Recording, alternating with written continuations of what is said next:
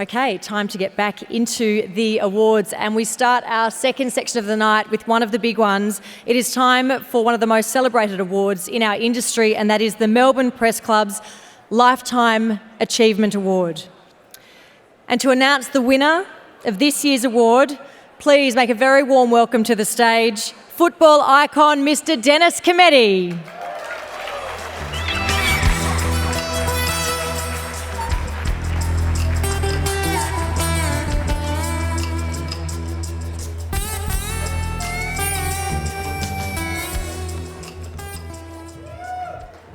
Good evening. Thanks, Alicia. Ladies and gentlemen, the Lifetime Achievement Award goes to Bruce McAvaney. Good kick, gives Pickett a chance. It's over, it's all over. The drought, the damn wall is busted. It's 62 long years.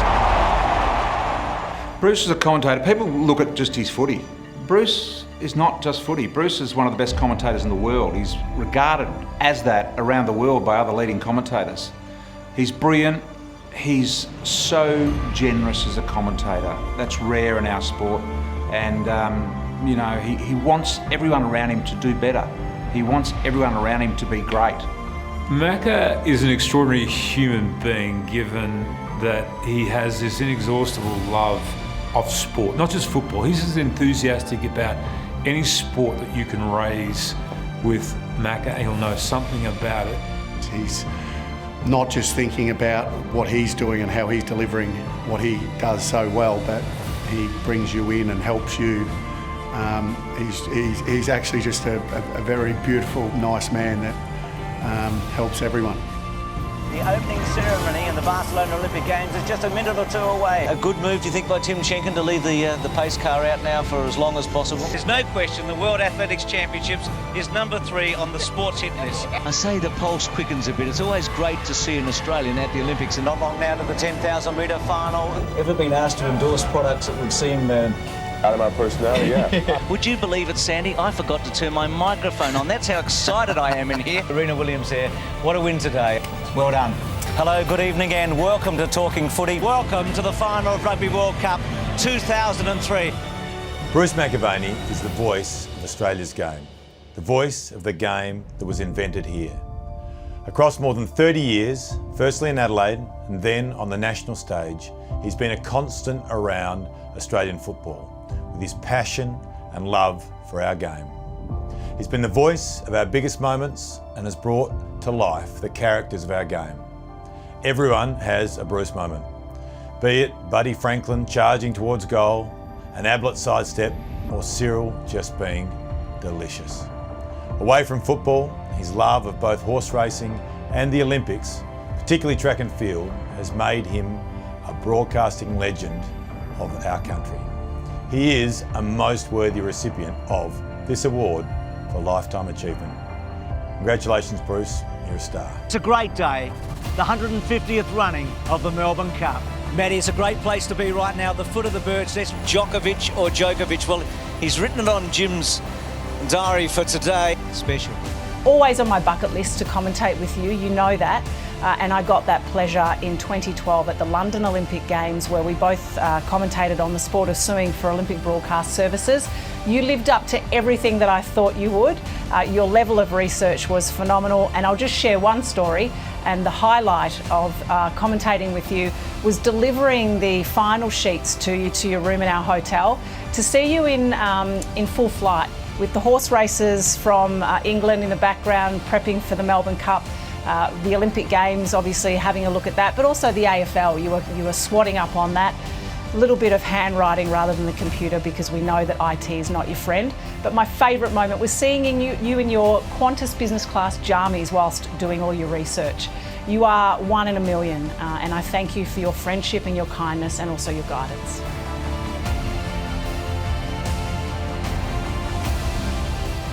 Alongside him, will he get him? He does. Can you believe it? How good was that? Thorpe and Hackett, there's going to be a touch. They hit it. Thorpe's got it. What a race. El Garouche is coming back. He is a legend. He goes from the greatest never to the best of all time. nothing I can say that can do justice to what we've just seen. Goddard, the tap. Del Santo. It's going to be a draw. It's unbelievable. But it's happened. He is truly a great Australian. We love him, we really do. And right now we rejoice with him as the gold medalist in the T54. Kurt Fearnley, your job is done. Thank you. It's a great night for Kathy and a great night for Australian athletics. Kathy's hanging on. Freeman's done it again. Yes! Won it again. Kathy lifting, goes up to Graham, takes the lead, looks a winner, draws away from Graham and Mary. This is a famous victory, a magnificent performance. You've been a magnificent commentator over a long, long time. You're loved by so many people. Your enthusiasm is infectious. You've influenced so many people. There are so many people in this country that probably have decided to pursue a career in commentary or journalism because of you and what you've been able to present. And you're real, you're authentic, and it's been a pleasure to work with you. Congratulations, Bruce. A big moment for you. I know you thoroughly deserve this. You really, really are one of not just the best commentators in Australia or the best. You are one of the best commentators in the world. Congratulations.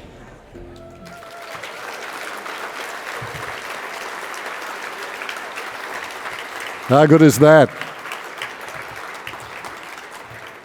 Good evening, everybody. Thank you for giving me the chance to talk about my good friend Bruce McAvaney tonight. One thing we need to establish right from the get-go is that Bruce McAvaney is special. Bruce has been the voice of Australian sport since the 1990s. He's been the gatekeeper, and that really is a tough gig.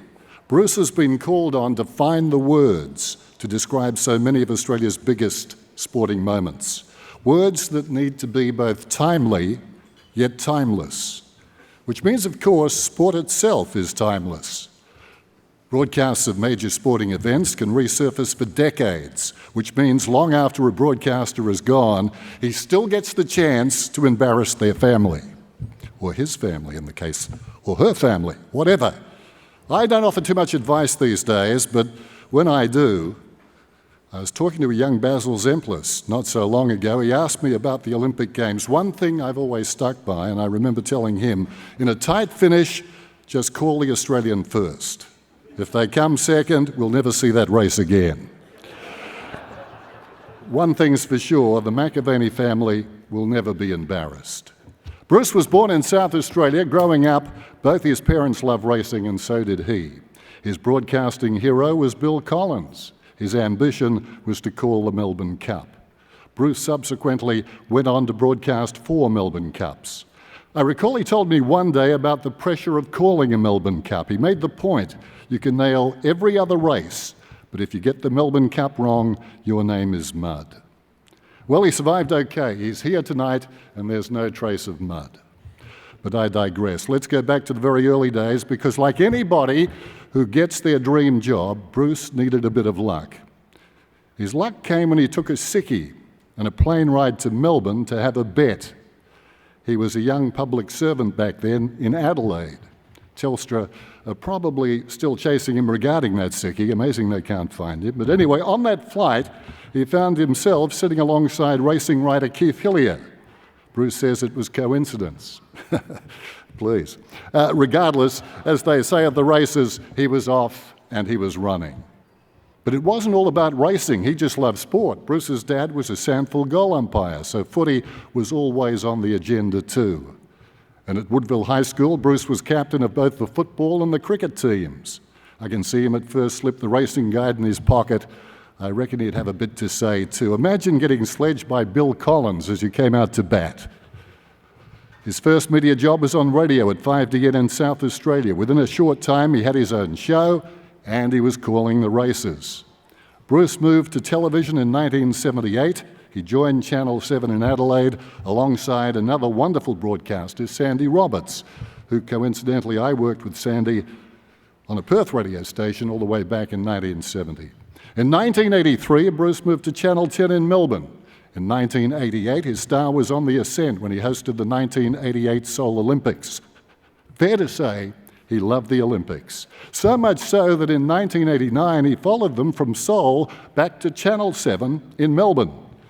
And tonight here we are almost 5 decades on in the sporting times of LeBron, Ronaldo and Tom Brady. And Bruce's love affair with sport continues to burn brightly. He loves to call it, he loves to talk it, and he loves to write it. Just recently, I lent a copy of Bruce's book, Learning from Legends, to a mate of mine in hospital. It's a coffee table book, weighs a ton, 255 pages, and the bloke read it in less than 2 days. Either he didn't read it or he loved it. He assured me it was the latter, and he said he bulked up a bit too. One of the things I miss most in retirement is chatting to Bruce on those chilly winter nights at the footy. We got into some deep and meaningful discussions from time to time. I remember one in particular when we spoke about the anxiety and the calm. We both felt it, we both had it, and I think we were both glad somebody else had it. It's part of the build-up to a big sporting event. It's the night before and then the morning. The mornings take forever.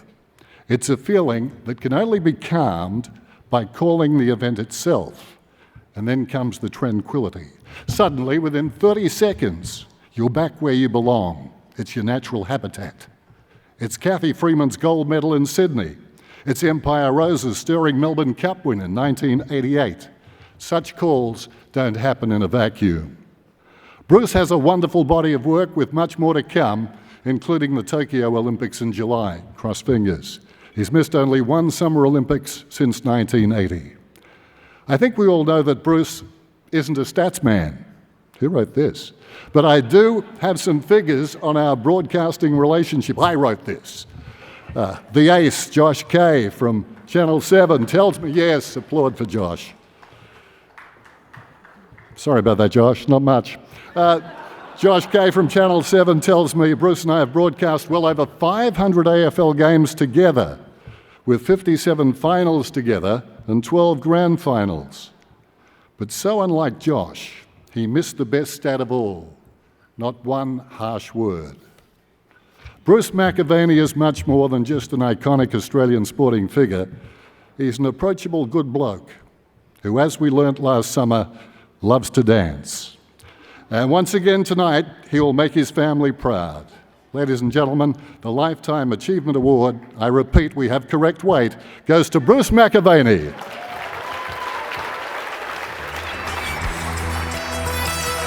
Thank you.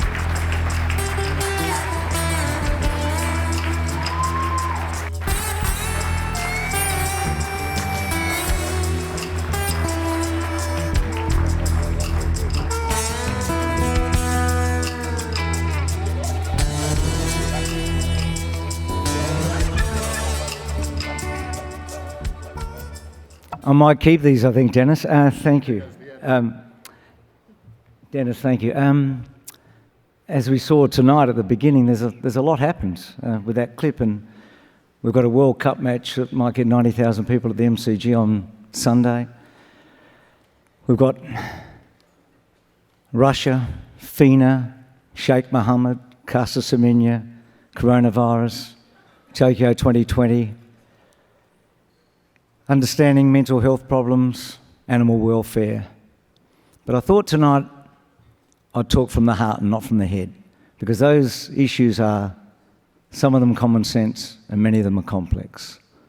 And they are difficult to work out, even as a sports broadcaster.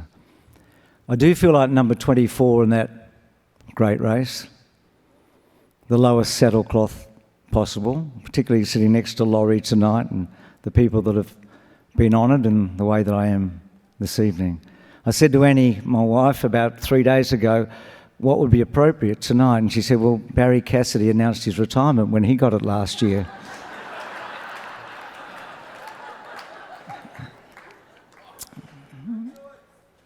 And Dennis and I have talked a lot about the exit. How do you? And Dennis has done the soft landing, still working in Perth. But as he said to me, you don't retire the ego. And that's the trick, I guess, for all of us. So, a bit from the heart, eh? I've got a lot of people that have helped me, from Gordon Bennett and Gary Fenton through to Lewis Martin and Cole Southey, and in between people like David Barham, and certainly Josh Kay, who's done so much for all the broadcasters. And he is here tonight, so thank you, Josh.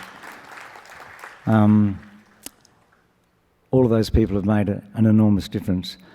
In this room, I've had some of the greatest anxiety that I've ever had in my life, because this is the Brownlow Medal Room. And many years ago, things were going a little hairy about a half an hour before the Brownlow, and our producer at the time, Tracy Damon, looked at me and she said, we're going to be all right, you're hosting. If only she knew. If only she knew how I was feeling at that moment. But she did. She empowered me. I felt a responsibility. I felt for 1 minute that I was captain of the Channel 7 team. God, it made me lift and get my act together. So all those Channel 7 people that have helped me over the years, and those broadcasters from Sandy Roberts to Brian Taylor, and in particular Dennis, one of the great thrills of my life, and sad in a way, was to be with Dennis with his final AFL call and the remarkable match when Picken did run into that open goal and the drought did finally end. It was an amazing day, an incredible experience for both of us to realise that our partnership was ending, and that arguably the greatest voice in football was going to be heard for the last time on an AFL Grand Final. Les Carline, Harry Gordon, if you're a writer, Ron Casey, Bill Collins, if you want to be a broadcaster. That's the way I grew up, living in Adelaide. It was Bill that I wanted to be. I didn't want to call like him, I wanted to be him, to be honest. His clarity, the colour at the same time, fact and fiction maybe, his rhythm, his ability not to call a race, but to describe it and to read it and then to bring it home and make the hair on the back of your head stand up. I was hooked from a very, very young age. I've worked alongside a lot of ex-champions like Robert Oatey and Raylene Boyle and Jim Courier and Lee Matthews, and they've all held my hand and helped me through. I've been fortunate. Opportunities. 7 have provided them, and so did 10. How lucky I've been to be able to speak publicly on those occasions that Dennis talked about. To talk when that ball bounces away from Stevie Milne. To be there when Glenn Boss brings Mackay Vidiva back and they just stand there in front of the stand. To be there when Winks in the blue and white walks through the tunnel onto the track for the final time. To be there when Carl Lewis in 1984 put the baton from his left hand to his right hand and ran alongside Jesse Owens in the same lane and broke the world record on the 4x1. And then Carl and Ben 4 years later, and then Michael Johnson's masterpiece in Atlanta, and then El Garouge, who looked like being never and then became the best ever. And then the bloke that was probably the best of them all, who morphed into Muhammad Ali in the last 10 metres of the 100 metres. How dare he do that? Usain Bolt. And then there was Kathy. And that's the one. That's the one that if I ever had to look over the cliff, that was the one. And she did get away. And she did run well in the back straight. And she did explode like she did in Atlanta. And she did lift. And she hit the front and she looked a winner. And Raylene summed it up beautifully. Relief. She carried us all. How lucky am I? Opportunity. So, so fortunate. If I've got, and Dennis described it perfectly, if I've got a talent, it's because I feel more comfortable talking to you right now than I did 10 minutes ago. That I'm better with the headphones on than without them on. And if I've left anything, I hope I've helped someone along the way. I'll finish by quoting something that meant a lot to me and still does. We're all inspired by words. And when I was young, probably 50 years ago, I read this, that Gatsby believed in the green light, the orgastic future that year by year recedes before us. It eluded us then, but that's no matter. Tomorrow we'll run faster, stretch out our arms further. And one fine morning, and so we beat on, boats against the current, borne back ceaselessly into the past. I don't know exactly what it means, but I know what it makes me feel. Thanks, everyone.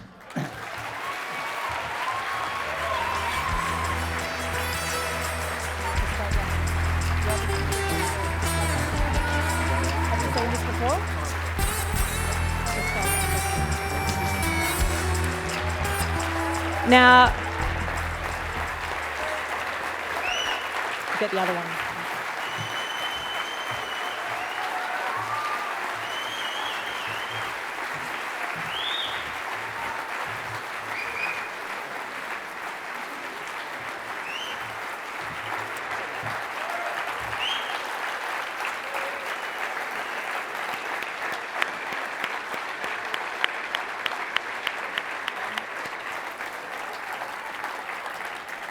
Now,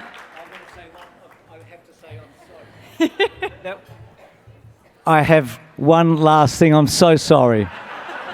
You're sick of me already. There's one person who's sharpened my brain and kept my feet on the ground, and it's made all the difference. Annie, thank you.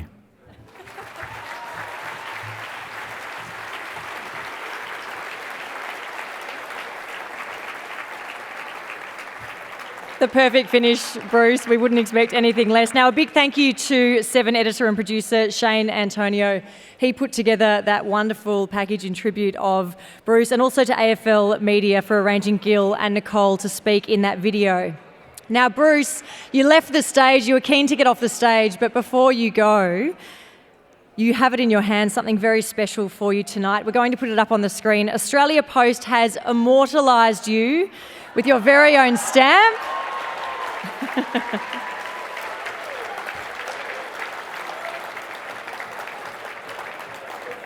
How good is that? It's a great photo. About time, I say. Once again, put your hands together for Mr. Bruce McAvaney.